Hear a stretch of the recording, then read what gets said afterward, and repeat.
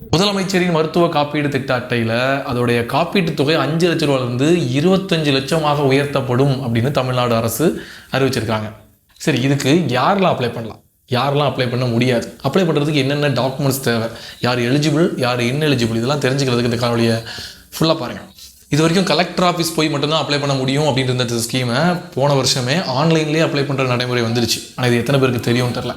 சரி, என்னென்ன டாக்குமெண்ட்ஸ் வேணும் அப்படின்னு பார்த்தீங்க அப்படின்னா, வருமான சான்றிதழ், ஆதார் அட்டை, ரேஷன் கார்டு, இந்த டாக்குமெண்ட்ஸ் இருந்தாலே போதுமானது. ஆனால் வருமான சான்றிதழோட வரம்பு மாதம் 10,000 ரூபாய் தான் இருக்கணும்.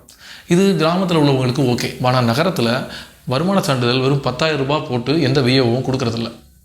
ஸோ காப்பீட்டு தொகையை இன்க்ரீஸ் பண்ணுறதை காட்டிலும் இந்த உச்ச வரம்பை எடுத்து விடுறதோ இல்லை கூட்டுறதோ தான் எல்லா மக்களுக்கும் இந்த திட்டம் போய் சேர்றதுக்கு வசதியாக இருக்கும்.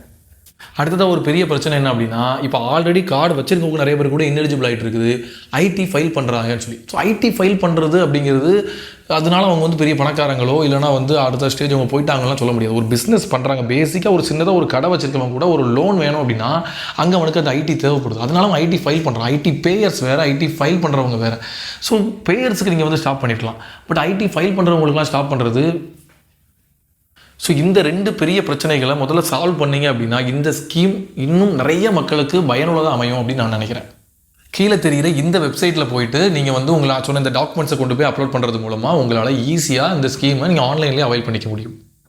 நன்றி.